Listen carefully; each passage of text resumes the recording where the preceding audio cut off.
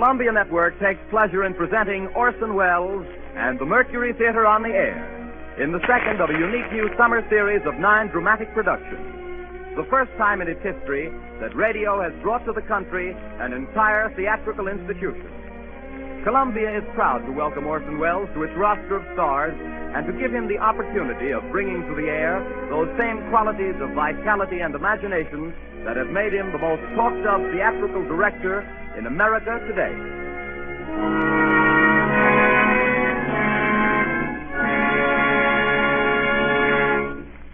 Good evening. This is Orson Welles speaking. If there's anything bloodthirstier than a werewolf, it's a pirate. And the Mercury Theater is playing safe. Now, if vampires and their ilk leave you as uncannily cold as old Dracula himself, who was staked down firmly, and it is to be hoped permanently, in his own family plot last week, then there are figures to prove that you are susceptible to buried treasure. We calculate that no decent, law-abiding citizen is immune to pirates. There are cowboys and Indians, there are gangsters and G-men, but these delights are inconstant like the short skirt. I don't care how young you are. Nothing charms, nothing ingratiates, nothing wins like a one-legged, double-barreled buccaneer with earrings, a handkerchief on his head, and a knife in his teeth. What could be more appropriate on the starboard rail of your four-masted brigantine? If you haven't a four-masted brigantine, you have Treasure Island. It's in your library because it's a great English classic, and this evening, because it's a great story, it's on your radio. That's what I mean by playing safe. Once there was a small boy who asked his stepfather, who had written a number of books, please to write something interesting. The stepfather, seeing his point, immediately contributed a serial to something repugnant called Young Folks, a periodical circulated among that section of the English nation known as Tiny Tots, who were very prevalent in the 80s. The name of the serial was The Sea Cook by Captain George North, and if the Tiny Tots didn't think it was interesting, they should have been boiled in oil. The story was begun, the stepfather says, on a chill September morning by the cheek of a brisk fire and the rain drumming on the window. The small boy himself helped a lot, even though Captain North got the credit, and so did a third and equally incurable small boy, the author's father. They drew a map first, the chart of an island showing very queer and wonderful attractions, Spyglass Shoulder, for instance, and Skeleton Island, and the North Cache with the bar silver, and then, on that chill September morning by that brisk fire of theirs, the three plotters buried their plunder, doubloons and louis d'or, gold and silver and rich jewels and pieces of 8. That's why the story was finally called Treasure Island. It's foolish to guess who's tuned in on this broadcast, but if in some way, while we were retelling this story, hoped devoutly that he, who the Samoans laid to rest in the hills of their own faraway Treasure Island and who is still known out there only as the great teller of tales, would not wish tonight as he did, so unaccountably at first, to suppress the real name of Captain George North. The small boy, of course, should have been decorated. It's a better world because he asked for something interesting. But then he was lucky. There are millions and millions of small boys. But only one of us had Robert Louis Stevenson for a stepfather.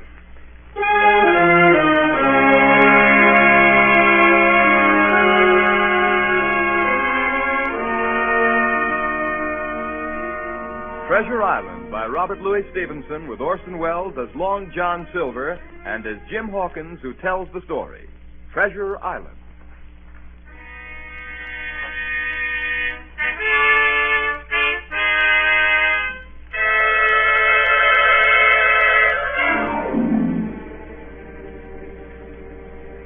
Squire Trelawney, Dr. Livesey, and the rest of the gentlemen having asked me to write down the whole particulars about Treasure Island from the beginning to the end, keeping nothing back but the bearings of the island, and that only because there is treasure not yet lifted, I take up my pen in the year of grace 1783 and go back to that time 19 years ago when my father kept the Admiral Benbow Inn and the brown old seaman with a saber cut first took up his lodging under our roof.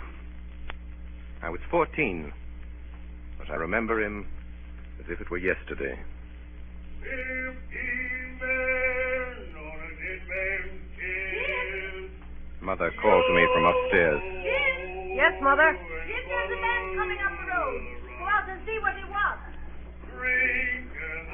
He came plodding to the inn door, his sea chest following behind him on a hand barrow. A tall, strong, heavy, nut-brown man, his tarry pigtail falling over the shoulders of his soiled blue coat, his hands ragged and scarred with black broken nails, and the saber cut across one cheek, a dirty, livid white, singing that old sea song that he sang so often afterwards.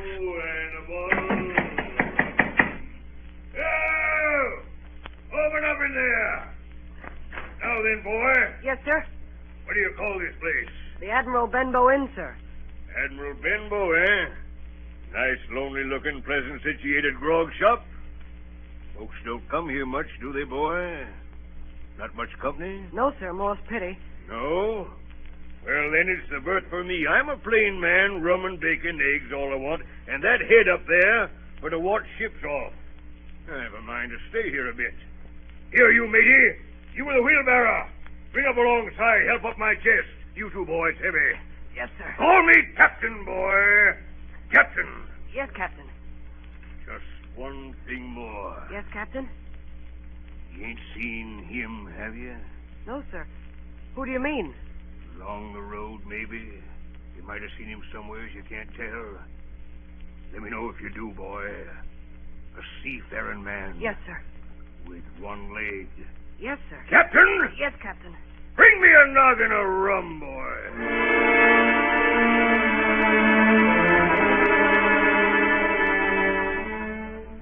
And so he came to live under our roof. We never knew his name. We called him the Captain. He was a very silent man by custom all day. He hung around the cove or upon the cliffs with a brass telescope staring out to sea. All evening he sat in a corner of the parlor next to the fire and drank rum and water, very strong. And every day when he came back from his stroll, he would ask the same question. Jim? Yes, Captain? Any seafaring men go by today along the road? No, Captain. And Jim? Yes, sir. You're a good boy, Jim. You wouldn't lie to me ever, would you, Jim? No, sir. You haven't seen him, have you, Jim? Jim, there's a silver fourpenny for you on the first of every month if you'll keep your weather eye open for a seafaring man with one leg. Let me know the moment you see him, won't you, Jim? A seafaring man with one leg. How that personage haunted my dreams. On stormy nights when the wind shook the four corners of the house and the surf roared along the cove and up the cliffs, I could see him in 1,000 forms.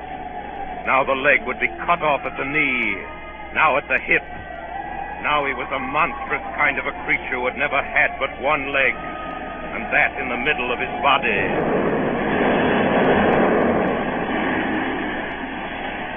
You'll keep your weather eye open, won't you, Jim? For a seafaring man with one leg. A seafaring man with one leg. Months went by. The captain bade fair to ruin us. We kept on staying week after week, month after month. And never a penny of money, Jim. Not a penny as he paid us since the day he came here. And me, a poor widow woman. Mother, why don't you ask him for some? Well, I'll tell you the truth, Jim. I'm afraid to ask him. I'm afraid of the man. Now, if your father was... In all that time, none of us ever saw him open the great sea chest that was in his room. There were nights when he took a deal more rum and water than his head could carry. Often I heard the house shaking and all the neighbors joining in for dear life. Drink and the devil has done. Quiet, amidships! Quiet! He would force them all to listen to his stories. Dreadful stories they were, about hanging and walking the plank and storms at sea and the dry Tortugas and wild deeds in places on the Spanish Main. By his own account, he must have lived his life among some of the wickedest men that God ever allowed upon the sea.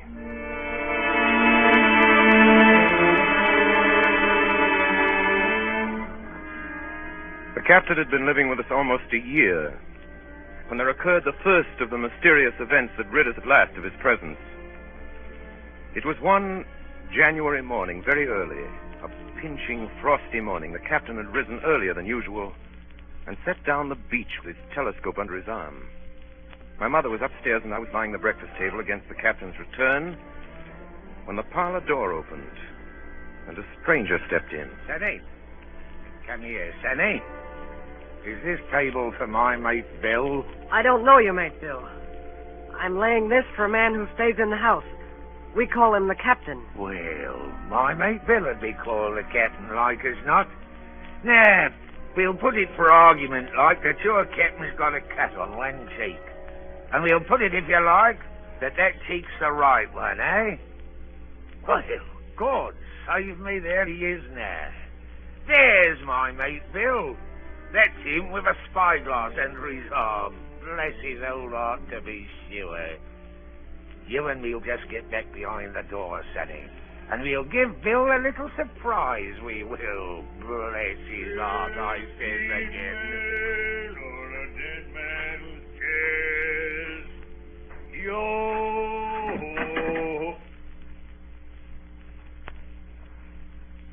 Hello, Bill. Come, Bill. You knows me. You knows an old shipmate, Bill, surely. Black dog. Black dog as ever was. Bill. We've seen a sight of times, us two. So you run me down. Here I am. Well, speak up. What is it? That's you, Bill. You're in the right of it, Billy. I'll have a glass of rum from this dear child here, what I've took such a liking to. And we'll sit down, if you please, and talk square like old shipmates. Sit down, Bill. And you, Sonny, get out. Yes, sir. And none of your keels on me, do you hear? For a while, I could hear nothing but a low gabbing. Suddenly, the voices began to grow higher. No. And an end on it. If it comes to swinging, swing all. Say aye!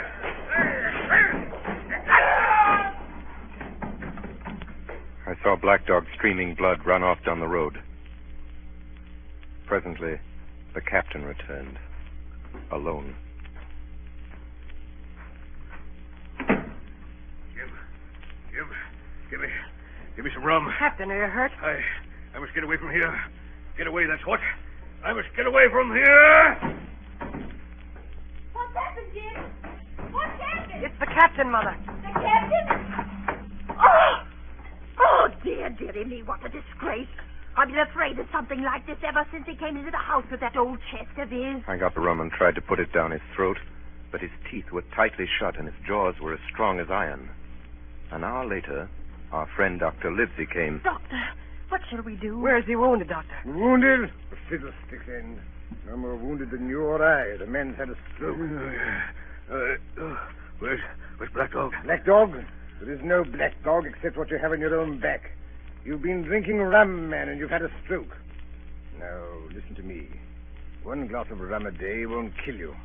But if you take one, you'll take another and another, and then you'll die. Die and go to your own place like the man in the Bible, and the world will be rid of a very dirty scoundrel. Do you understand that? The name of rum for you is death.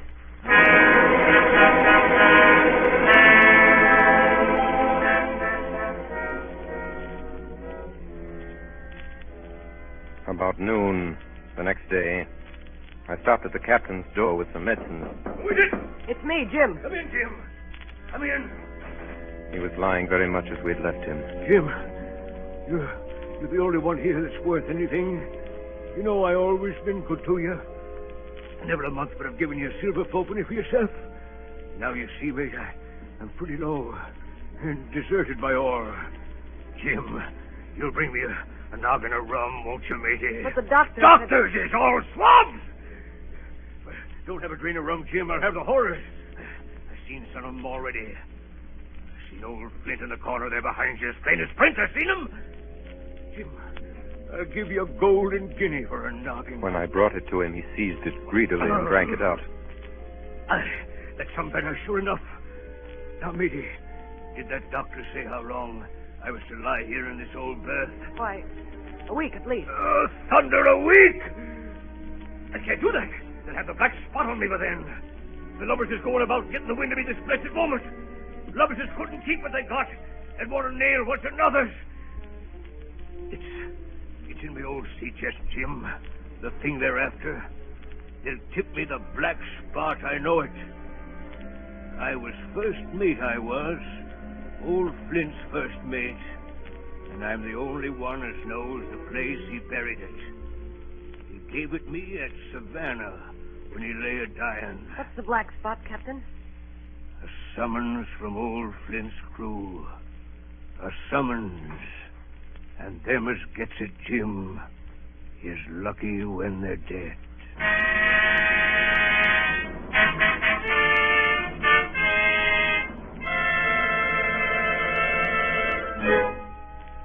So, a week went by, and then, about 3 o'clock of a bitter, foggy, frosty afternoon, I saw someone drawing slowly near along the road. He was plainly blind, for he tapped before him with a stick, and he wore a great green shade over his eyes and nose, and he was hunched as if with age or weakness, and wore a huge old tattered sea cloak with a hood.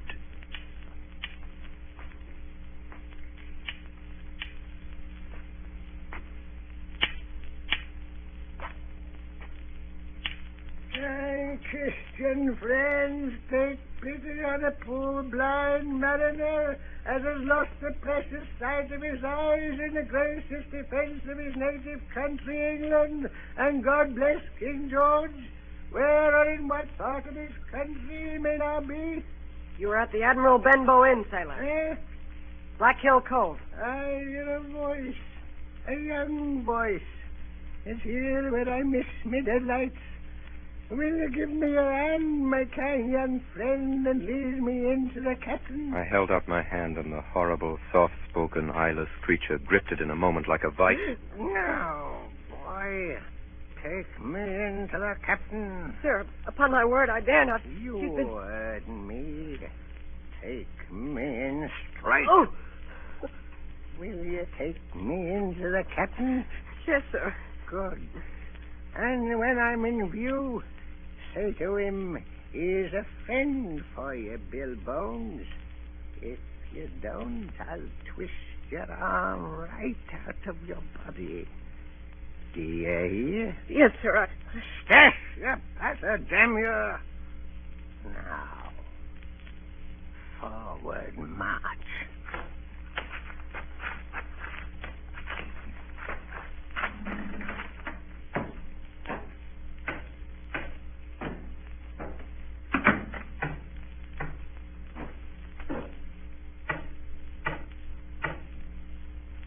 Here's a friend for you, Bill Bones.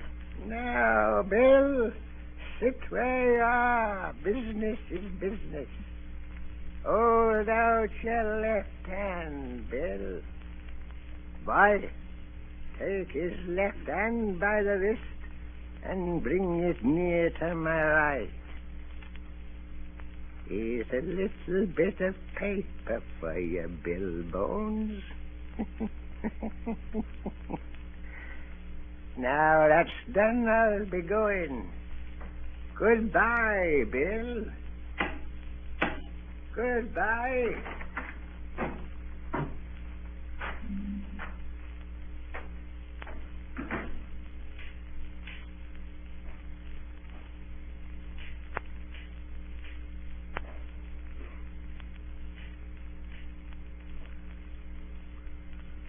Jim? Yes, Captain? What time is it, Jim? 10 o'clock. 10 o'clock. 10 o'clock, 6 hours. We'll gather 'em yet, Pew and Black Dog and Long John Silver. The whole crew of 'em, we'll... Captain. Captain. Captain! Captain! The captain was dead. And there we were, my mother and I, a woman and a boy of 14, alone at night in the house, with the dead captain's body on the parlor floor. He owes his money, he does. A whole year, never a penny from him. And me, a poor widow. But, Mother, if Black Dog comes back or the blind man... Black Dog, fiddlesticks. There's something in that old chest of his upstairs that's rightfully mine. And we'll have that chest open if we die for it. Mother. Close the blinds, Jim. We don't want anybody watching us from the outside. We have to get the key off. Look, Mother. Look. On the floor, close to the dead man's hand, there was a little round of paper, blackened on one side. The black spot. I took it up and found... You have till 10 tonight. 4 hours. Now, Jim, find that key. I felt in his pockets one after another. Perhaps it's round his neck. Tear open his shirt. There, sure enough, hanging on a bit of tarry string, we found the key. Then my mother got a candle in the bar, and holding each other's hands, we went upstairs to his room. Give me the key, Jim. Now then. Oh, nothing in here. Not a thing of value, not a penny. Mother, look. There, before us, lay the last things in the chest, a bundle tied up in oilcloth looking like papers, and a canvas bag that gave forth at a touch the jingle of gold. You see, Jim, I knew we'd find it. But I'll show these rogues that I'm an honest woman. I'll have me do not a farthing over. Here, Jim, hold this bag. The coins were of all countries and sizes, doubloons and louis d'or, and guineas and pieces of 8. Mother. What is it, Jim? Mother, listen.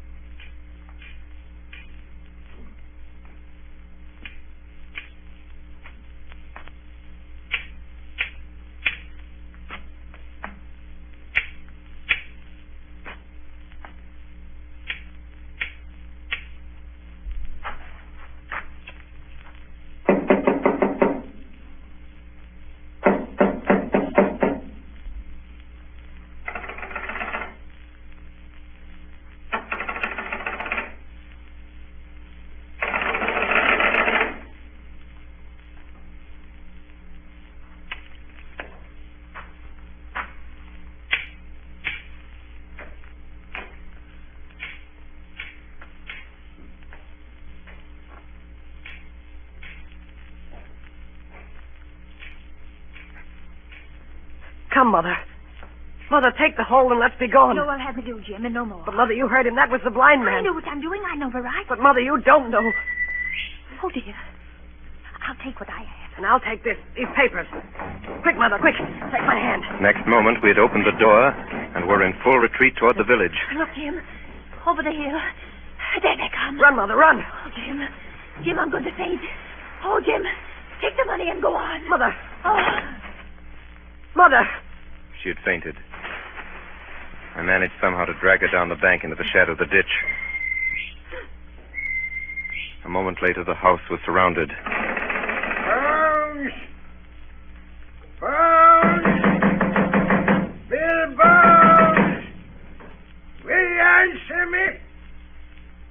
Down with the door, then! In, you lovers! Loot the house and find it! Bill's dead! But you! Bill's dead! Search him, you shirking lovers! And the rest of you lost and get the check! It was a good thing my mother had fainted, or she would have had to watch with me while our poor house was pulled apart and smashed. Whatever it was they were after, they did not find it. Well, is it there? The money's there! Jim. What is it, Jim? What are they after? The map, Mother. Flint's map. Right, you! That's the signal!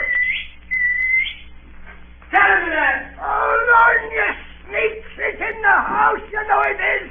Shiver my soul if I had my eye! The signal, too! The signal! You dogs!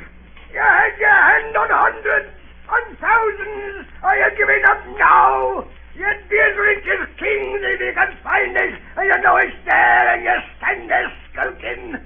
There wasn't one of you there, face Bill, and I did it. A blind man, and I'm to lose the chance for you. I'm to be a poor crawling beggar spongy for rum when I might be rolling in a couch. If you had the pluck of a weevil in a sea biscuit among the lot of you. That's the last signal. Duck! Black dog! Johnny! Dirk! You won't leave old Pew, mate. Not old Pew. Johnny! Doc! Don't leave out Bill! Not out Bill, not out now! Kill me!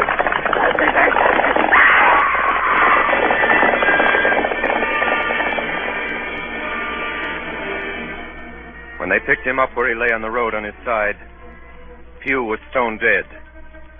The horsemen, as it turned out, were revenue officers with some news of a strange lugger in Kit's Hole, and they set forth that night in our direction. They took my mother to a neighbor's house. Well, Hawkins, they got the money, you say?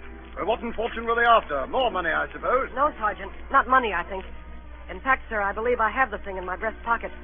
And to tell you the truth, I should like to put it in safety. To be sure, boy, quite right. I'll take it. I thought perhaps Dr. Livesey... Yes, Dr. Livesey. Perfectly right, perfectly right. A gentleman and a magistrate. Doctor! Yes, sir. You have a good horse. Take this slide up behind you. Yes, sir.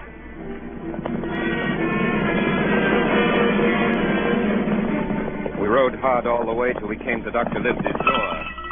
Dr. Livesey, the doctor's stopping tonight at the Squire's. Squire's? So there we go, boys.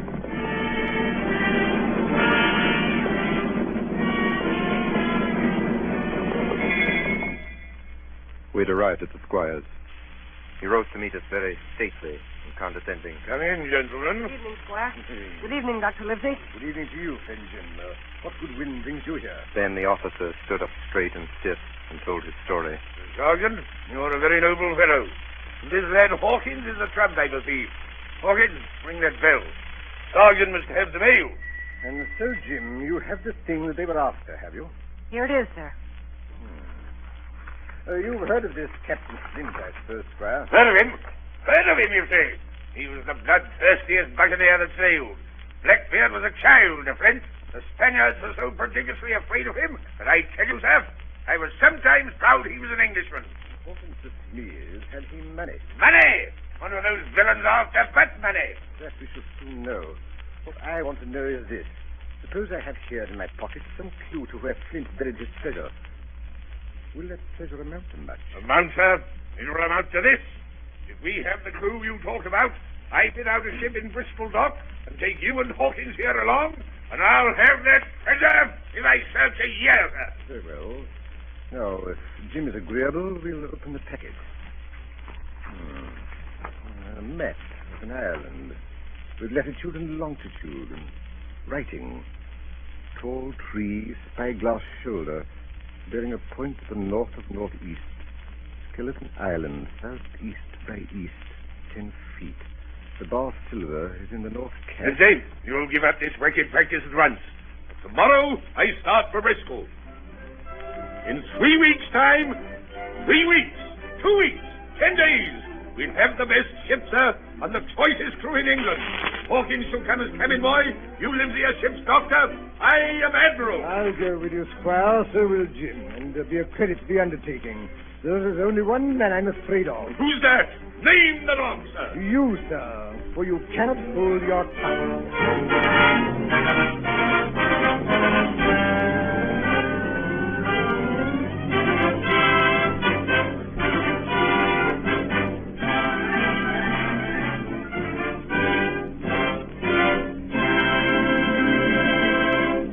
In a few moments, we shall be bound for Treasure Island with Dr. Livesey, Squire Trelawney, and Jim Hawkins. We pause now for station identification. This is the Columbia Broadcasting System. WABC, New York. Tonight, the Columbia Network is bringing you Orson Welles and the Mercury Theater on the air in Robert Louis Stevenson's Treasure Island. As Jim Hawkins was telling us, we are eager to leave the Benbow Inn behind and set out for the docks in Bristol.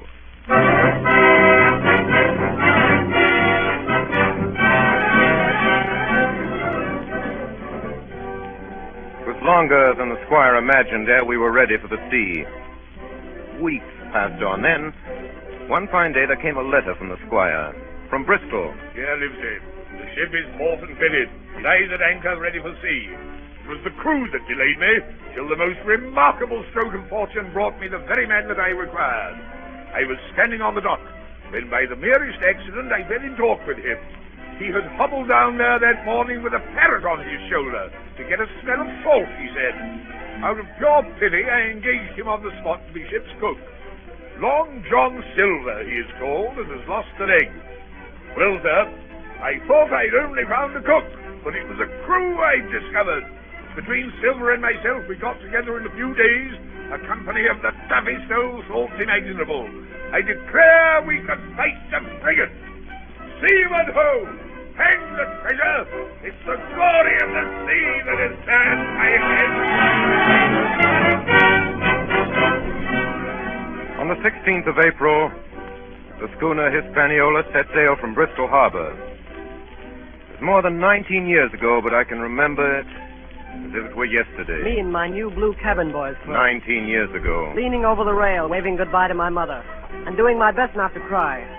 For at the last moment, it sort of hurt to leave her, and it was the first time I had been away from home. Then, a little before noon, Captain Smollett gave an order. The boatswain sounded his pipe, and the crew began to man the capstan bar. Soon, the anchor was short up. Soon it was hanging dripping at the bars. Soon the sail began to draw, and the land and shipping to flit by on either side.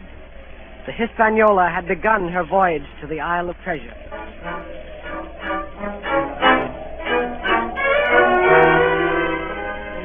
On the second day out, I made the acquaintance of our one-legged ship's cook, Long John Silver. Hey there, boy. Come in. Come on into Long John's galley. To tell you the truth, at the very first mention of Long John Silver in the squire's letter, I had taken a fear in my mind that this might be the very one-legged sailor that I had watched for all those months at the Benbow Inn. But one look at him was enough. I had seen Captain Bones and Black Dog and Blind Pew, and I knew what a buccaneer looked like. Very different from this clean and pleasant-looking sea cook. His left leg was cut off close to the hip, and under the left shoulder he carried a crutch, which he managed wonderfully, hopping about on it like a bird. Pieces of eight! Pieces of eight! Pieces of eight! Are you Mr. Silver, sir? Yes, me lad, such is my name to be sure. And you're Hawkins, eh? Nobody more welcome than yourself, me lad, in old John's galley. Sit down, hear the news. Your first trip to sea, Hawkins? Yes, sir. Well, there's a lot of things you're going to learn before this here voyage is over. What do you think, Hawkins? And if there's anything you want to know, Hawkins, you just come to old John Silver and ask him, see? He'll tell you. His galley was as clean as a new pin, the dishes hanging up burnished, and his parrot in a cage in one corner. Yes, Captain Flint. I call my parrot Captain Flint. Yeah, the parrot after the famous buccaneer. Yes, Captain Flint, predicting success to our voyage. Wasn't you, Captain? Pieces of eight! Yeah, she's a powerful old bird, is Captain Flint. 200 years old if she's a day, and if anybody's seen more wickedness, it must be the devil himself. She sailed with England, the great Captain England, the pirate, on the old Walrus. It's Flint's old ship. As I've seen her muck with the red blood and fit to sink with gold. She's been at Madagascar and at Malabar and Suriname and Providence and Portobello. To look at her, you'd think she was a baby, Hawkins, but you smell powder, haven't you, Captain? Stand by to go back. And blood, eh, Captain? Order amidship. Animal hands. And pieces of eight, eh, Captain? Pieces of eight. Pieces of eight. Pieces of eight. Pieces of eight. Pieces of eight. At the end of the third week, we left Madeira behind us. The ship proved to be a good ship. The crew seemed to be capable seamen. There was only one man aboard who was not satisfied, and that was the ship's master, Captain Smollett. I'll speak plain. I don't like it. I don't like this cruise. I don't like the men. I don't like me officers. That's short and sweet. But nobody paid much attention to him. Every man on board seemed well content. Double grog was served on the least excuse. There was duff on odd days, and always a barrel of apples standing broached in the waist, for anyone to help himself that had a fancy. Never knew good come of it yet. Spoil folks' lands, make devils. That's my belief. We're not home again yet. But good did come of that apple barrel. It was about the last day of our outward voyage. Sometime that night, or at latest before noon of the morrow, we should sight the Treasure Island. Just after sundown, when all my work was over, I thought I should like an apple. I ran on deck. The watch was all forward, looking out for the island. I got into the apple barrel. Suddenly, I heard voices on deck. Look here, Barbecue. How long are we going to stand off and on like a blessed bumboat? Why thunder I want to go into that cabin, I do. I want their pickles and wine and that. How long? By the powers, the last moment I can manage, and that's how long. How many tall ships, think you, have I seen laid aboard? And how many brisk lads drying in the sun at Execution Dock? And all for this same hurry, and hurry, and hurry. He's a first-rate seaman, Captain Smollett. Sails the blessed ship for us. We're all seamen aboard here, I should All think. forecastle hands, you mean? I know the sort you are. You're never happy till you're drunk. It's your long, John. I don't know what his treasure is, do I? No more to use as you, and here's this squire and doctor with a map and such. Well, then I mean this squire and doctor shall find the treasure for us and help us to get it aboard by the powers. After that... After that, what do we do with them, John Silver, after that? Well, what would you think we does with them? Put them ashore like maroons? Or cut them down like that much pork? Duty is duty, mate. Wait. Wait is what I says. When the time comes, why, let her rip. Land ho! What's that? What's that? Land ho!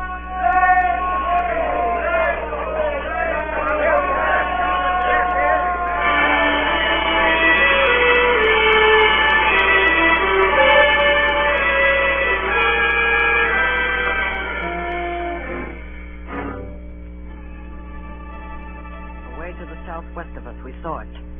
Treasure Island. 10 minutes later, we were gathered in the cabin. The squire, Dr. Livesey, the captain, and myself. Now, Hawkins, you have something to say.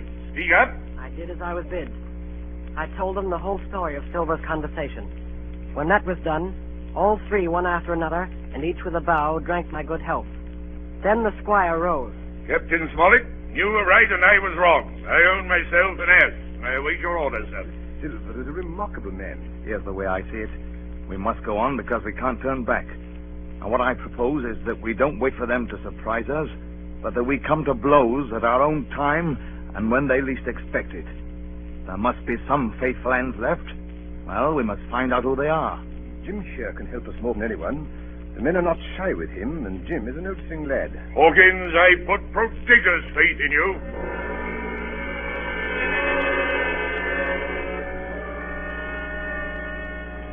In the meantime, talk as we please.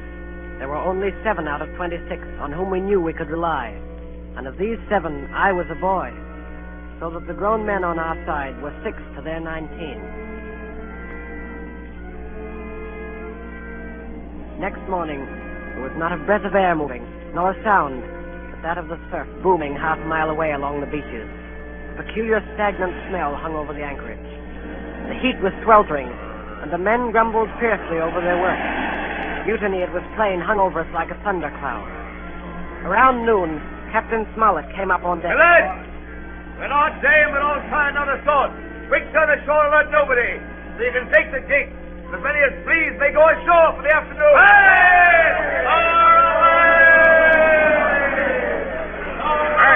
Hey, wait a minute, man. What's the hurry? John Silver suspected a trick. Wait a bit, man. He hopped around the deck on his one leg. Man, what's the hurry? Wait a bit, will you, man? Soon the party was organized. 6 fellows were to stay on board, and 13, including Silver, began to embark. Suddenly, I had a mad notion to go ashore, too. In a jiffy, I had slipped over the side and curled up in the foresheets of the nearest boat. No one took notice of me. The crews raced for the beach. No sooner had we touched shore than I leaped out and plunged into the nearest thicket. Behind me, I could hear John Silver's voice. Hey, Jim! Jim, my boy! Hey, Jim! Jim! Jim! Jim! John Silver was quick at his work. 2 faithful members of the crew were murdered on the island that afternoon.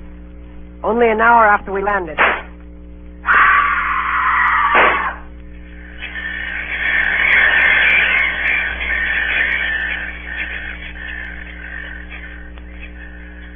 The second killing I saw with my own eyes. From where I lay hidden among the trees. Will you tell me you let yourself be led away with that kind of a mess of swabs? As soon as God sees me, I'd sooner lose me hand than turn to give me due. Mate, it's because I think's gold dust of you. Gold dust. John Silver, you're mate of mine no more. If I die like a dog, I'll die in me duty. You've killed Alan, have you? Kill me too if you can. But I defy you. He started to walk away. Try this, then. Long John whipped the crutch out of his armpit and sent it hurtling through the air. It struck him in the back and killed him. Then Silver brought out a whistle. I didn't wait. I ran. I ran as I never ran before.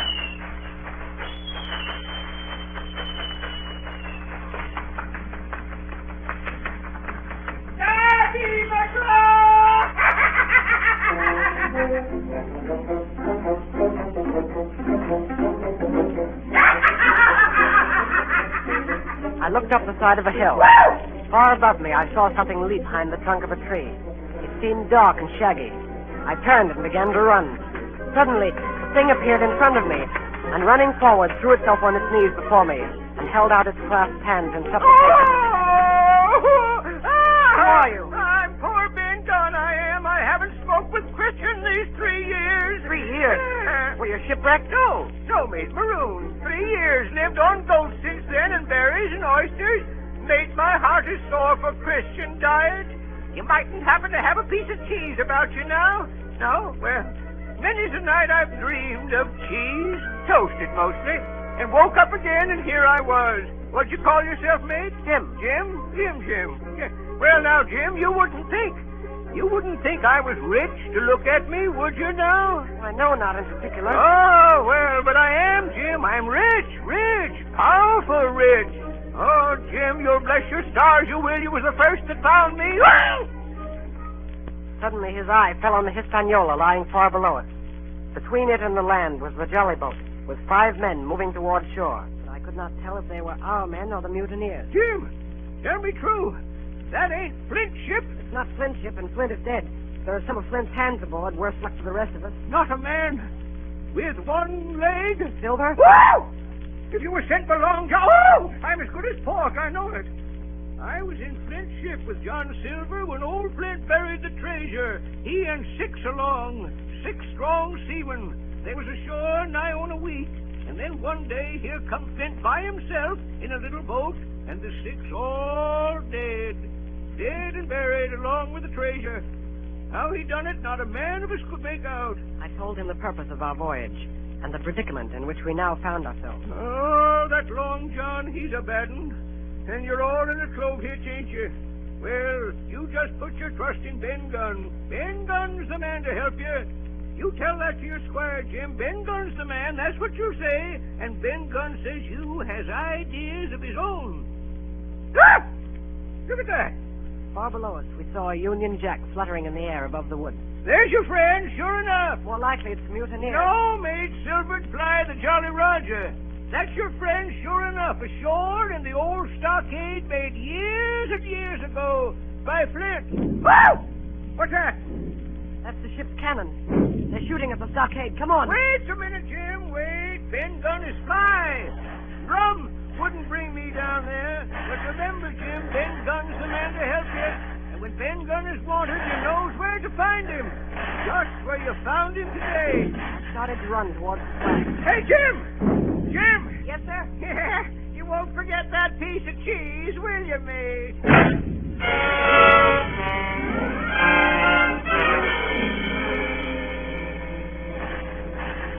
It was less than a mile to the stockade.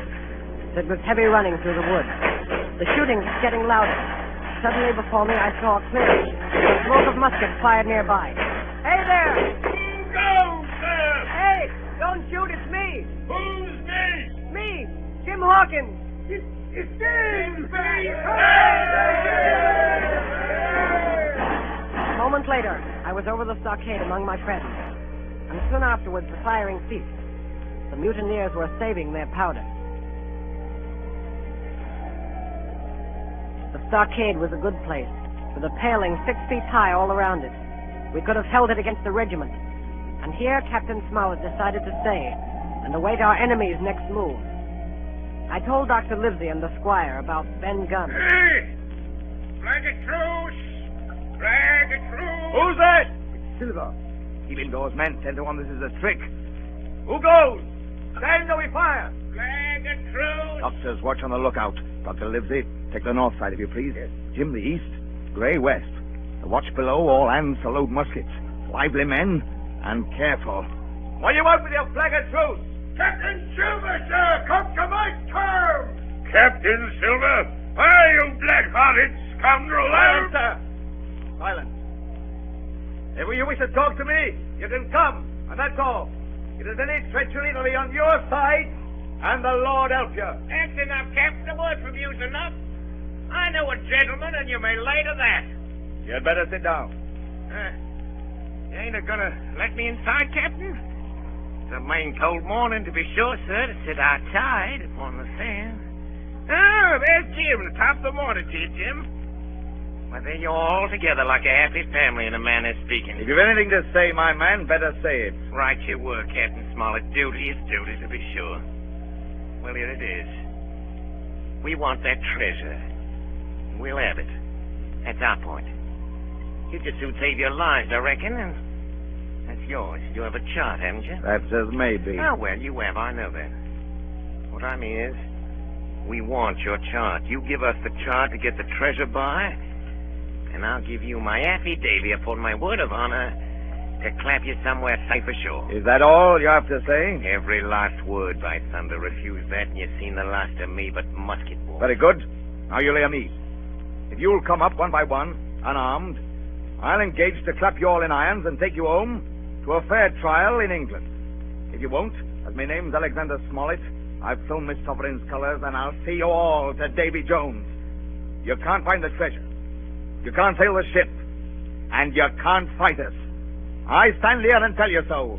And at the last good word you'll get from me. Now, out, me lad. Laugh! Laugh, by thunder, laugh. For an hour's out, you'll laugh on the other side. And then the die'll be the lucky ones.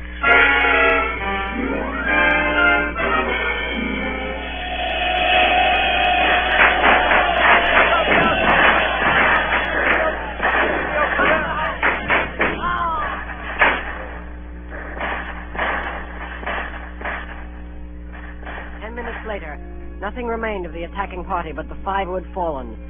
4 on the inside and 1 on the outside of the palisades. The mutineers did not come back that night. They had got their rations, as the captain put it. The next day was stifling hot. After dinner, Dr. Livesey sent for me. Jim, was it cheese you said Ben Gunn had a fancy for? Yes, sir, cheese. Well, Jim, just see the good that comes of being dainty in your food. You've seen my snuff box, haven't you? And you never saw me take snuff. The reason being that in my snuff box I carry a piece of Parmesan cheese. A cheese made in Italy, very nutritious. Well, that's for Ben Gunn. Oh, goodbye, my lad. Then he took up his hat and pistols, girt on his cutlass, put the chart in his pocket, and set off briskly through the trees.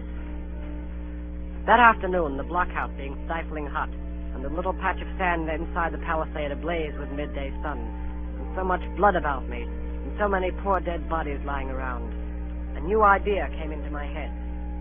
This was to swim out under cover of the night, cut the Hispaniola adrift, and let her go ashore where she fancied. The mutineers, after their repulse of the morning, had nothing nearer their hearts than to up anchor and away to sea. This, I thought, would be a fine thing to prevent. It was evening when I reached the east coast of the island. I could see the Hispaniola lying at anchor offshore, and there was the Jolly Roger, the black flag of piracy, flying from her peak. As the last rays of daylight dwindled and disappeared, absolute darkness settled down on Treasure Island.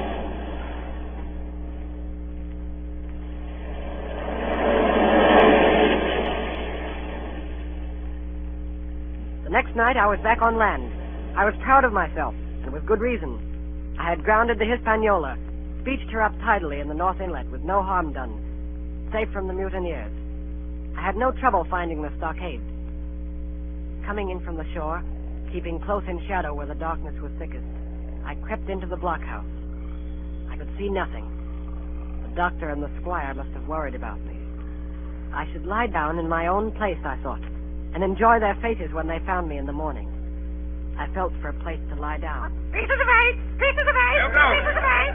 Now go! Bring a torch, Dick. Well, shiver my timbers. Jim Hawkins.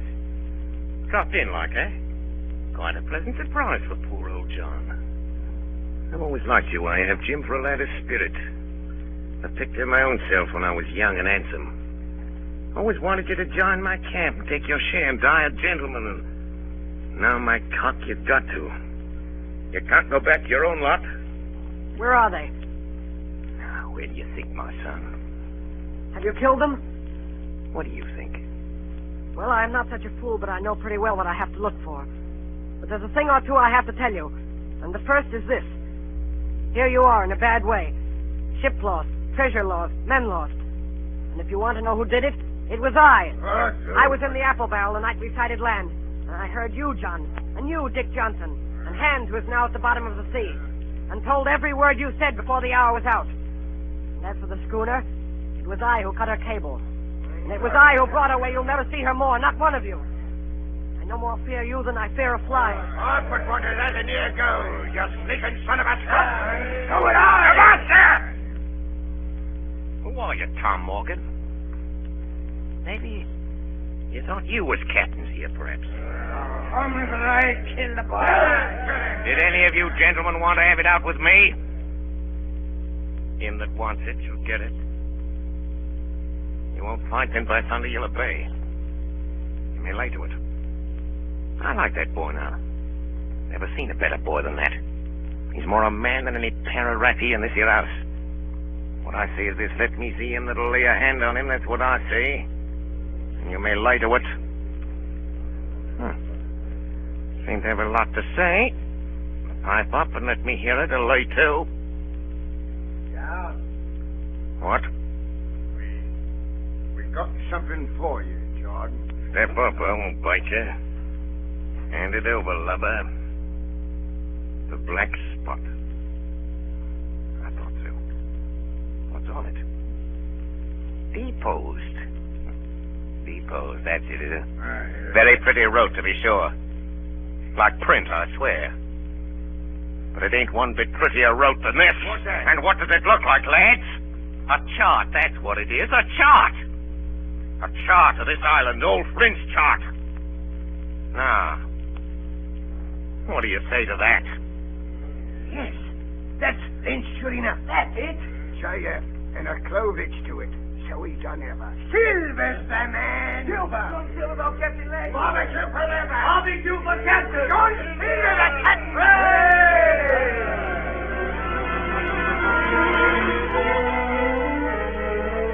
That was the end of the night's business.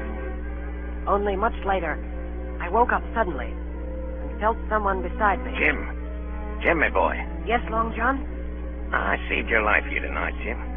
Now, you and me stick close, Jim, back to back like in case of trouble. And talking of trouble, Jim, why did those friends of yours leave that chart behind when they cleared out of here? They did, though. I came in here this morning and found the place empty and the chart lying there on the table where I couldn't miss it. And there's something under that. Something under that. Good or bad. The next morning, we set out after the treasure. Tall tree, spyglass shoulder, bearing a point to the north and northeast. Skeleton Island, east, southeast, and by east, 10 east. Hey, over there! Come quick! At the foot of a pine, half covered with green creeper, a human skeleton lay on the ground. A skeleton, by God! It lay perfectly straight, the feet pointing in one direction, the hands raised above its head like a diver's, pointing directly in the opposite. It ain't natural. It ain't natural, but you know, lads, I've a notion in my old numbskull. Now, here's the compass. There's the tip-top point of Skeleton Island sticking out like a tooth. Just take a bearing, will you, along the line of them bones? East, southeast, and by... I thought so. There's the pointer. Right up there's our line for the Pole Star and the Jolly Dollars. This is one of Flint's jokes, and no mistake. Him and these 6 was alone here. Alone. He killed them. Every man. And this one yawled up here and laid down by the compass. Yes. 6 they were, and 6 we are. And Bones is what they are now. I saw him dead, old Flint. very light with penny pieces on his eyes. Dead, aye, sure enough, he's dead. But if ever spirit walked, it'd be Flint's. He had heart, but he died bad, did Flint. Oh, that he did.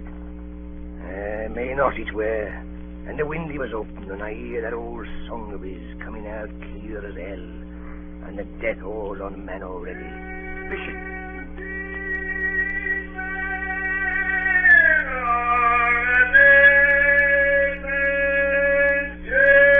Do you hear what I hear?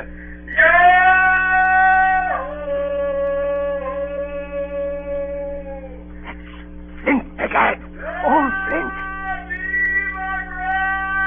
Oh, Lord.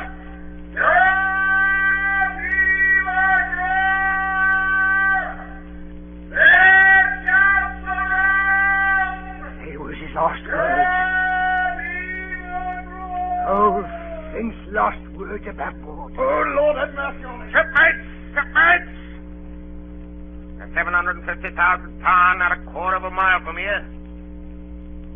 When did a gentleman of fortune show his stand at that much dollars for a boozy old seaman with a blue mug? And him dead, too? Hello there, John. Don't you cross his spirit. Spirit? Well, maybe.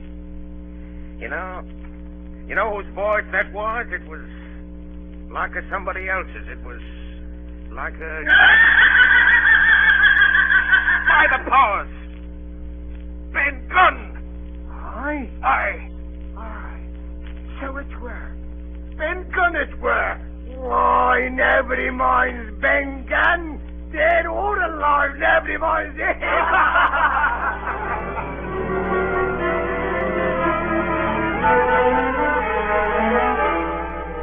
Spyglass shoulder, bearing a point to the north-east Skeleton Island, southeast and by east, 10 feet. Hey, mate, here's the tall tree. The first of the tall trees was reached, and by bearing proved the wrong one.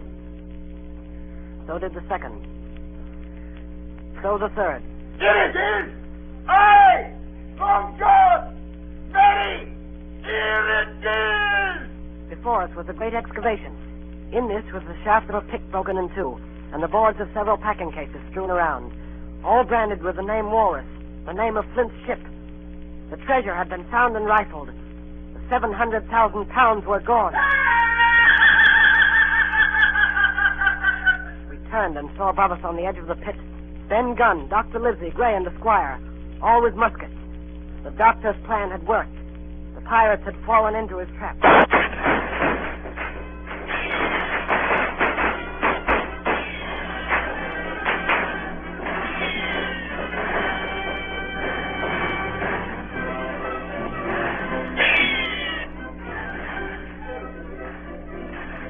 Silver, you're a prodigious villain and an impostor, sir. But you saved this boy's life, and I'll not prosecute you. But the dead men, sir, hang about your neck like millstones. Thank you kindly, sir. I dare you to thank me. It's a gross dereliction of my duty. Stand back! It took us 3 days to move the treasure from Ben Gunn's cave on board ship. On the 8th day of December, the Hispaniola reached Bristol. 5 men only of those who had sailed returned with her. Well, that was 19 years ago. All of us had an ample share of the treasure and used it, wisely or foolishly according to our natures. Captain Smollett is now retired from the sea. As for Ben Gunn, he got 1,000 pounds, which he spent or lost in 19 days, for he was back begging on the 20th. Silver vanished on the voyage one night off the coast of Mexico, and we heard no more of him. The bar Silver and the arms still lie, for all I know, where Flint buried them. And certainly they shall lie there for all of me. Oxen and wain ropes would not bring me back again to that accursed island. The worst dreams that ever I have are when I hear the surf booming about its coast or start upright in bed, with the sharp voice of Captain Flint still ringing in my ears. Pieces of eight! Pieces of eight! Pieces of eight! Pieces of eight! Pieces of eight! Pieces of eight! Pieces of eight!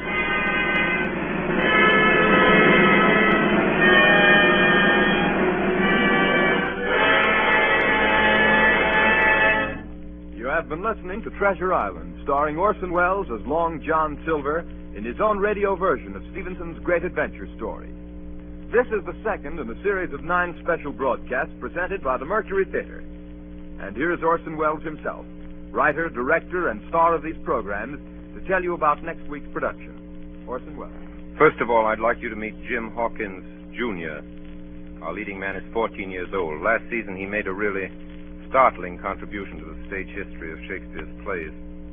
This was during the course of some experiments with the Mercury Theater sprinkler system.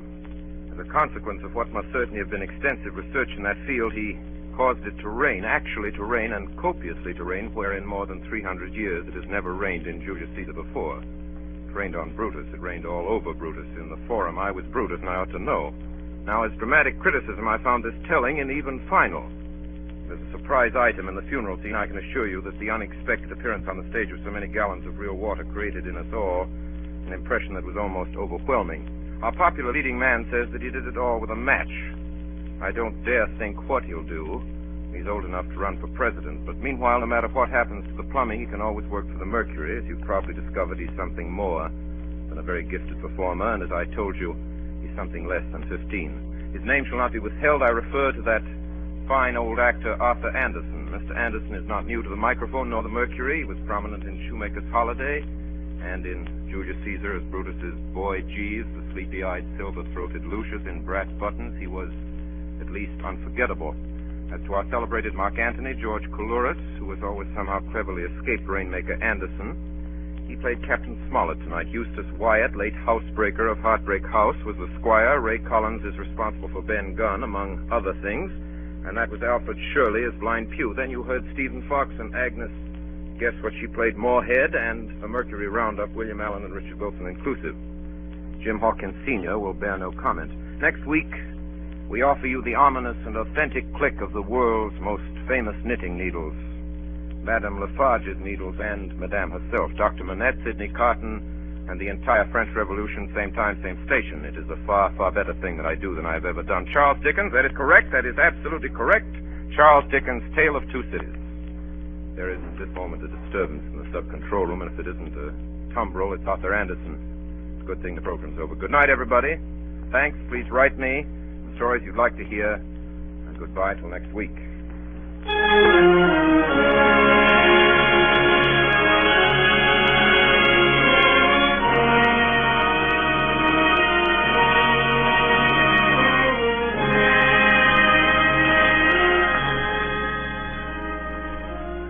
Remember, 9 o'clock Eastern Daylight Saving Time next Monday night for the Mercury Theater on the Air with A Tale of Two Cities by Charles Dickens. On tonight's production, Bernard Herrmann composed the original music and conducted, and Davidson Taylor supervised for the Columbia Network. Dan Seymour speaking. This is the Columbia Broadcasting System.